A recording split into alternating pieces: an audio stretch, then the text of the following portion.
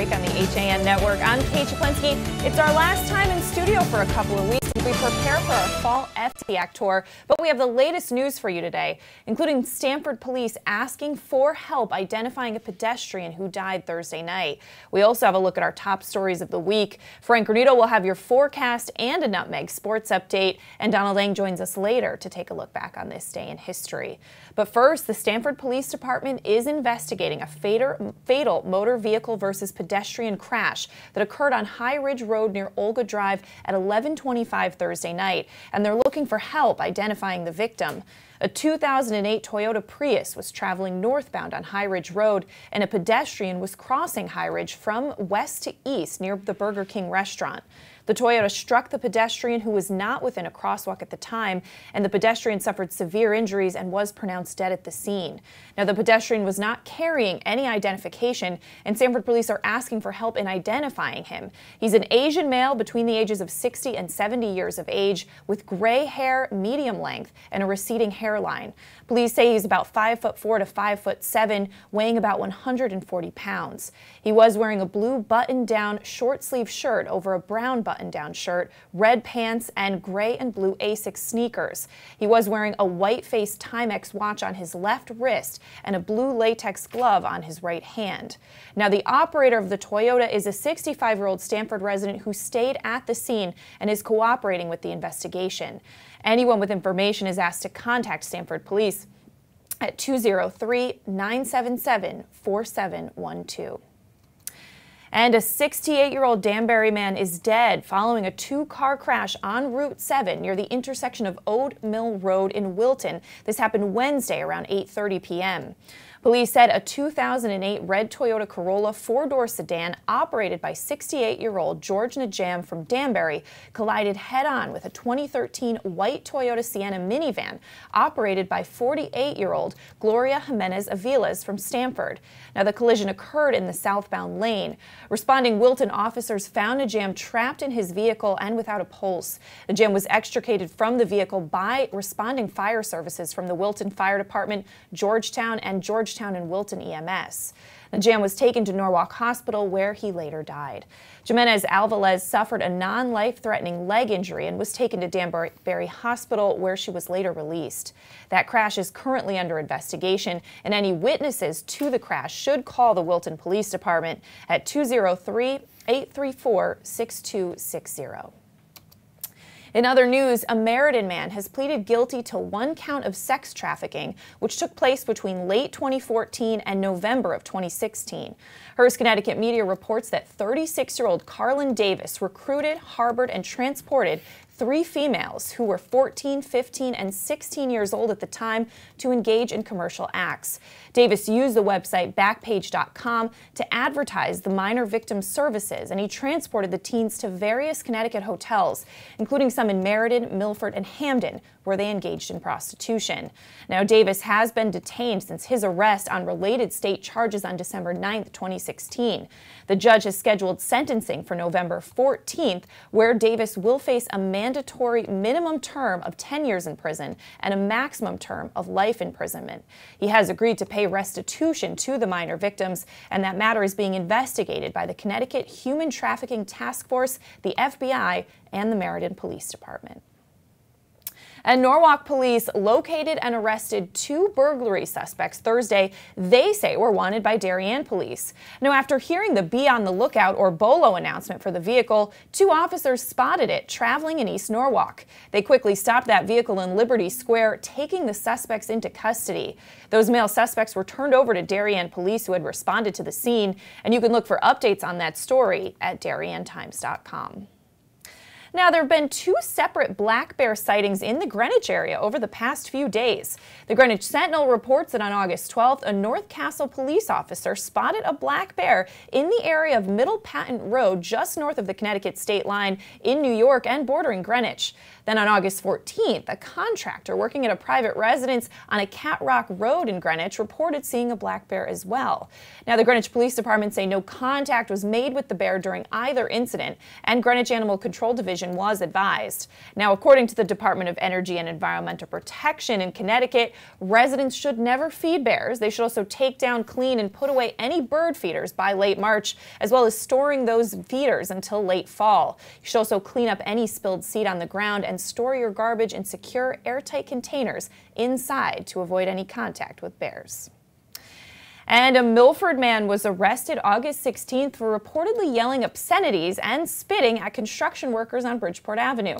Milford police said that 54-year-old John Ilafedano of 149 Bridgeport Ave approached a private duty construction officer at about 2:30 in the afternoon and claimed the construction crew had broken the front window of his shop, which, according to the city director, is Pete's Deli and News at 149 Bridgeport Avenue. Well, the officer investigated the complaint and found old tape covering the crack all Donofano had claimed to be the new one. Now, he was instructed to file a complaint with the construction company. He then began allegedly creating a disturbance by yelling obscenities at the construction crew and spitting at them. He was charged with breach of peace and released from police custody on a promise to appear in court. And state police need help identifying a Good Samaritan who helped remove an operator from a vehicle following an accident and car fire on Route 9. Back on July 16th at about 9 at night, troopers from Troop F in Westbrook responded to a motor vehicle accident on Route 9 southbound in the area of the Exit 12 off-ramp. Upon arrival, the troopers observed a 2007 gray Infiniti that was fully engulfed in flames. Now, two men who witnessed the crash had also stopped and were attempting to remove that operator from the vehicle. The trooper deployed his fire extinguisher in the area of the driver's door while the two men pulled that driver to safety. The operator of the vehicle was transported to the hospital and received only minor injuries thanks to the actions of the two men who stopped to help at the accident scene. Now, at this time, only one of those men who helped that evening has been identified, and the Connecticut State Police are seeking help in identifying the second individual so that he can be formally thanked and recognized for his selfless act. If you have any information as to the identity of that second Good Samaritan, you can contact State Police at 860-399-2100. Well, let's switch gears now and take a look at the forecast with Frank. Frank, it's pretty dreary out there. It is not a forecast that we want to be taking a look at right now, Kate. We're going to see plenty of showers throughout the day. Mostly cloudy skies today. Highs around 80, 82 degrees, but with the humidity, it's going to feel more like 90. Again, showers continuing on through the afternoon, the evening, and overnight. There are going to be on and off thunderstorms at points in time later in the day. A low of 71 tonight, still humid overnight, and occasional rain and thunderstorms continue on into Saturday morning. Now on Saturday, we're going to see periods of clouds and sun throughout the day, a high of 86, much more humid tomorrow, which is scary to think about. That's going to feel like 98, 99 degrees outside. As we get towards later parts of the day, though, it will start to cool down, mostly clear, a little humid overnight, a low of 66 before Sunday. Sunday looks like it'll be the best day of the weekend, though.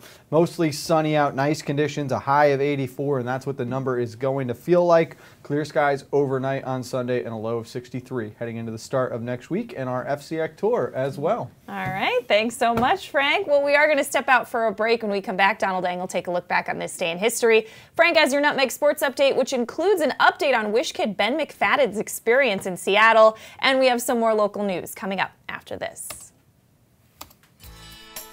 Now teeing off, Paul Miller from Miller Nissan in Fairfield.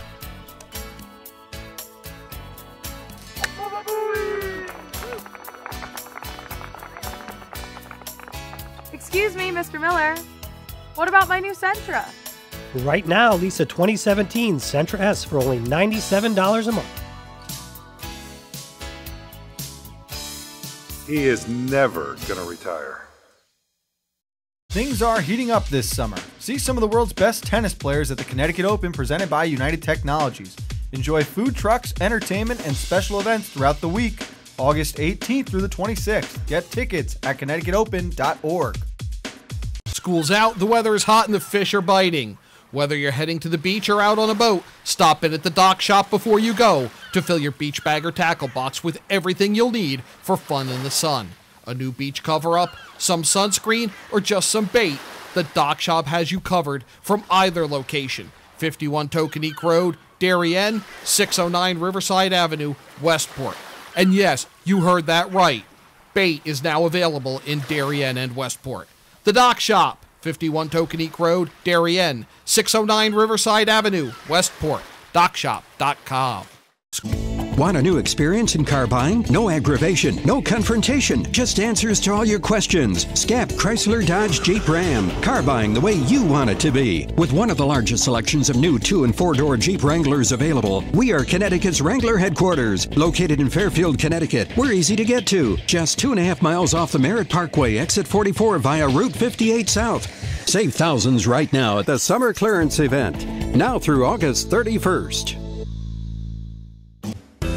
If you're watching this broadcast, you're not alone. The HAN network is available for 200,000 Connecticut cable customers on the Frontier network, and we've also reached more than 2 million viewers on our free live streaming sports, news, and entertainment broadcasts.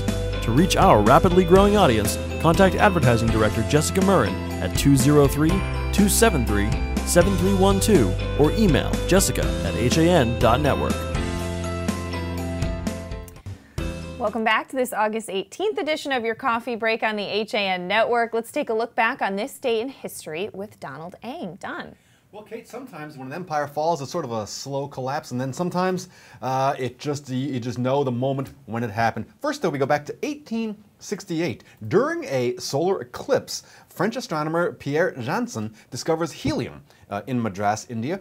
In the sun's spectrum, the corona that they're studying, he noticed a yellow line with a wavelength of 587.49 nanometers, give or take, indicating the presence of a previously unknown element. Now here's a fun fact. This was the first time in history that an element was observed on an extraterrestrial body before it was discovered on Earth. To 1920, the 19th Amendment to the Constitution is ratified with Tennessee ratifying the 19th Amendment. This was the one that legalized women's suffrage. Now, originally introduced in 1878, it was finally ratified in 1920. There was a legal challenge, though. Lesser v. Garnett. Oscar Lesser of Baltimore sued to take the vote away from women after the amendment passed on the grounds that it violated states' rights. Now we go to 1958, Vladimir Nabokov's controversial novel Lolita, published in the United States. Now you know the story, college professor Humbert Humbert, obsessed with his 12-year-old stepdaughter. It's among the most controversial books of the 20th century. As Russian literature goes, it's a pretty easy read, but Russian literature, so don't expect a happy ending. Finally, now we go to 1991 for this. Избранный президент страны. Какими бы причинами не оправдывалось это отстранение, мы имеем дело с правым реакционным антиконституционным переворотом. При всех трудностях и тяжелейших испытаниях, переживаемых народом, демократический процесс в стране приобретает все более глубокий размах, необратимый характер. Народы России становятся хозяевами. Russian civilians standing in front of tanks trying to protect the parliament building as on this day in 1991, communist hardliners begin a coup against Soviet President Mikhail Gorbachev, who was subsequently placed under house arrest. The coup collapsed about 3 days later when the leaders realized they did not have the support of the country. Within 4 months, the Soviet Union would cease to exist as it broke into 15 different nations. That is your look back in history for today, August 18th, and I'm Donald Eng. All right, thanks so much, Don. Well, tens of thousands of cars will be detoured through Ridgefield again this weekend. The planned weekend-long closing of Route 7 for bridge repairs in Branchville is scheduled to go from 8 p.m. tonight, August 18th, to 6 a.m. on Monday, August 21st. Now, the follow-up closure that had been planned remains scheduled for August 25th to the 28th. For each closure, Route 7 is not a through road at that work site, which detours an estimated 17,000 vehicles on Saturdays and 13,000 on Sundays through the center of Ridgefield right down Main Street via Route 102 and 35. Now, these consecutive weekends of detours will be the third and fourth of the 5 highway closings planned to allow repair of the bridge that carries Route 7 over the Norwalk River just north of Branchville. But you can get more at theridgefieldpress.com. Going to throw it back over to Frank Granito now for a Nutmeg Sports Update. Frank. Thank you, Kate. And let's start out in Williamsport, Pennsylvania. The Little League World Series getting underway yesterday, and Fairfield, Connecticut, 1-0 in the tournament despite a scary 6th inning against the Mid-Atlantic team of Holbrook, New Jersey. Fairfield winning 7-6. They led 7-2 entering the final inning. before New Jersey came through with 4 runs to start the inning, and then they were able to shut it down. The player of the game, though, had to have been Matt Vivona, who was lights out pitching for Fairfield, going 4 innings and shutting down a highly powered New Jersey offense. Fairfield's second game now, they will take on the Southwest champion Lufkin, Texas, who defeated Grosse Pointe, Michigan, representing the Great Lakes last night 5-1. That game can be seen on ESPN Sunday morning at 11 a.m. And Kate, we have a very cool video now. Make-A-Wish kid Ben McFadden, who we got to know last fall, had his wish granted this week to go out and meet the Seattle Seahawks and their quarterback, his favorite player, Russell Wilson. Well, he got to meet the rest of the team and staff as well. Here's a great video. Ben with head coach Pete Carroll out at practice getting ready for tonight's preseason game in Seattle. Hey, this is Coach Pete Carroll out here with the Seahawks. Ben and I are getting ready for a big game coming up. We want to wish the best to the Greenwich Cardinals and Coach Marinelli, and I hope you guys have a great year. Ben's got us all fired up out here, and just like he fires you guys up out there. Go Cardinals. All right, see you guys. So very, very cool there. We've been talking with Ben's parents a little bit. We saw some other videos too. They had the PA announcer introducing players as they all ran onto the field. So it's been a lot of fun, and I mean, it goes back, when you think about last fall, Kate, you do a great job helping between Make-A-Wish and HAN and really bringing all that together. So kudos to you. Congrats to Ben again, and enjoy the game tonight. Yeah, no, very cool. But Frank, do we think this puts more pressure now on the Cardinals to have a good season? I'm just thinking, you know what, they've got Ben now with them for the whole season this year. I think they're riding that to the top. All right, very cool. All right, thanks so much, Frank. Well, if you're looking for the right time for back-to-school shopping, Connecticut's tax-free week starts Sunday. Now, in its 17th year, the sales tax exclusion period will run from Sunday, August 20th through Saturday, August 26th. Now, during the sales tax holiday week, most individual items of clothing and footwear priced under $100 are exempt from Connecticut sales tax. For items costing $100 or more, sales tax is calculated on the full purchase price. Tax exemptions cover more than school clothing and apply to sleepwear, tennis clothing, formal wear gowns, and the typical school apparel such as overcoats, summer and winter clothing. All right, well, we are going to step out for a break, and when we come back, we're going to talk about the top stories of the week across all of our HAN Network news sites after this. Want a new experience in car buying? Scap Chrysler Dodge Jeep Ram with one of the largest inventories of new 2- and 4-door Wranglers. We are Connecticut's Wrangler headquarters. Come visit our new Ram Truck Center. Browse our websites, scapchryslerjeep.com or scapdodge.net to find the new Jeep, Chrysler Dodge car, minivan, or Ram truck you've been looking for. Just 2 miles from both I-95 or the Merritt Parkway exit 44. Save thousands right now at the Summer Clearance event. Now through August 31st. Celebrate summer with fresh, made-to-order picnic boxes from Walter Stewart's Market. We have delicious summery selections from buttermilk fried chicken to grilled lemon chicken kebab, grilled shrimp Caesar salad wraps, or lobster salad rolls. Our easy-to-carry picnic boxes come with your choice of a meal, as well as a dessert, beverage, and utensils. Order online for simple pickup options. Walter Stewart's Market, 229 Elm Street, New Canaan, and online at stewartsmarket.com. If you've ever thought about owning a motor coach or learning about what it's like to travel the open road in superior style and comfort, then contact Dave's RV Center in Danbury, Connecticut. Offering the best quality Class A motorhomes from Newmar, travel trailers and fifth wheel lines from Surveyor, and a toy hauler line from Work and Play. Choose from Newmar's Gas Line, Base Star and Canyon Star, or from Newmar's Diesel Line, Ventana and Dutch Star. And with unparalleled service and maintenance, Dave's RV is committed to keeping you and your motor coach safely on the road and enjoying it to the fullest. Stop by their showroom, 2 Industrial Plaza Road, Danbury, Connecticut, or call 877-483-3866. At InSports Trumbull, the game is always on inside. Registration is now open for our fitness training programs for high school athletes. The InSports Performance Center is offering blast speed classes, athletic functional movement assessments, and both men's and women's elite speed and strength training. Our premier programs help bring athletes to the next level. Call 203-268-1214 for more information. Like and follow us on Facebook. At Pure Barre Ridgefield, our tried and true method can shape every body and fit any schedule. Pure Barre is a total body workout using the ballet bar to perform small isometric movements which burn fat, sculpt muscles, and create long, lean physiques. Sweat away the day and get lost in the music. Pure Barre Ridgefield, located at 86 Danbury Road. Like us on Facebook at Pure Bar Ridgefield. I'm Tracy Masella, a licensed clinical social worker at Silver Hill Hospital in New Canaan. Join me each month as we talk with experts on the front lines of the treatment of mental health and addiction. Straight Talk with Tracy, a Silver Hill Hospital production, airs at 12 p.m. on the second Thursday of each month here on the HAN network. Welcome back to this Friday edition of your Coffee Break on the HAN Network. I'm Kate Czaplinski, and we're taking a look now at the top stories across all of our news sites this week. A fatal shooting in Stratford shocked many in the community. Stratford police have since identified the woman who died after being shot early Sunday morning. They identified her as 27-year-old Raynetta Catchings of Stratford. Police said Catchings and an unidentified 24-year-old man suffered gunshot wounds at a home at 1584 North Avenue. Police said that shooting happened just after midnight Sunday after what appeared to be an argument at a residence where a party was said to be going on. Now, Catchings was pronounced dead early Sunday morning at Bridgeport Hospital. The male victim also taken to Bridgeport Hospital for treatment and was listed in critical condition earlier this week. Police are still investigating the shooting and trying to identify the shooter or shooters involved.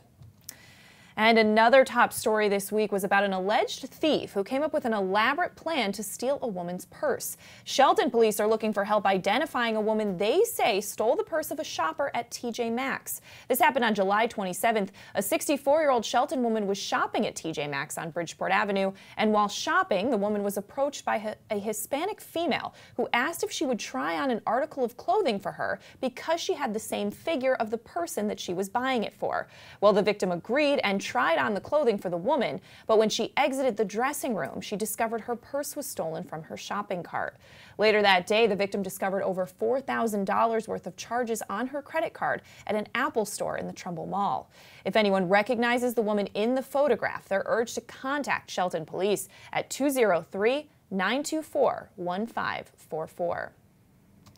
And a New Canaan mother was arrested last week for endangering the health of a child by leaving her baby in a closed automobile for 3/4 of an hour on an 85-degree day. Now, that child was transported to Norwalk Hospital and medically cleared the same evening. But Catherine Ferguson, who's 34 years old and lives on Weed Street, surrendered herself on August 11th after a warrant for her arrest was issued on the charge of risk of injury to a child related to that event, which occurred July 18th on Elm Street. Now, according to a Superior Court affidavit, New Canaan police responded to a 911 call from Ferguson at 4 in the afternoon on July 18th, reporting that her then 11-week-old child was left inside a vehicle. When police arrived, she reportedly told them that she had been away from the car for about 10 minutes. Well, police investigators report that surveillance video and credit card receipts show that Ferguson was shopping for about 48 minutes. The vehicle during that time was off and the windows were closed with the baby inside.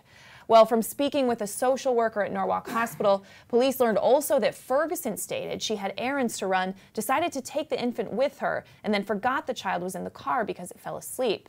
Police report further that when the mother returned to her car, she found her child screaming, crying, and decided to call 911.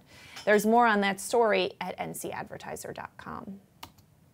And another top story this week was that U.S. Senator Chris Murphy embarked on his second walk across Connecticut, taking to the streets and dirt roads to listen to and get feedback from Connecticut residents. Murphy began his walk in Killingly on Sunday morning and ended it Thursday in Danbury. In total, he walked 105 miles in 5 days through 21 towns. He also held a series of pop-up town halls each day along his route. You can follow his journey on Twitter at ChrisMurphyCT. And finally, a top story this week comes from our Ridgefield Press, and that's that legendary conversationalist, comedian, and TV talk show host Dick Cavett and his wife, author and management consultant Martha Rogers, may be moving to Ridgefield. Town Hall records show that Sunset Hall, the 1912 mansion on Old West Mountain Road, was sold on July 12th to the Richard A. Cavett Trust and the Martha Rogers Trust. Now, Sunset Hall has 10 bedrooms, a marble floor ballroom, and gorgeous views of the New York skyline. It sits on 7 acres with a guest house, heated pool, and tennis courts. The property sold for $3.3 million, according to a property transfer on file in the town clerk's office. Now, it's a house where magician Harry Houdini was once a regular visitor. Robert Vaughn also lived there for many years, and most recently, a rehabilitation facility proposal was withdrawn in the face of organized neighborhood opposition. Well, there's a lot more on that story at theridgefieldpress.com. But let's take one final look at the forecast with Frank. Frank.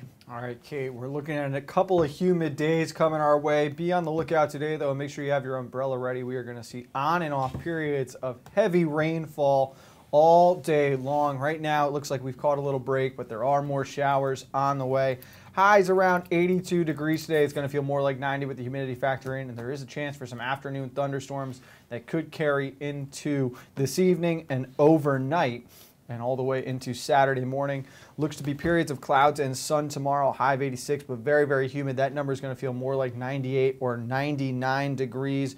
A low of 67 tomorrow night as skies start to clear up, and then mostly sunny and nice out on Sunday. Should be the best day of the weekend, high around 85 degrees. That's what the number will feel like, is it's a little less humid out. Clear skies overnight with a low of 63, and that should set us up very nicely for Monday when we kick off our fall sports tour with all 3 of the Stanford schools. So good things coming on the way. Let's get the bad weather out while we still can. Yes, let's hope we get good weather for the entire tour. We are going to be out on the road for a couple weeks, so we won't be in studio for coffee break, but we will be bringing you some news updates, and you can follow the tour at han.network. We'll see you then, and have a great weekend.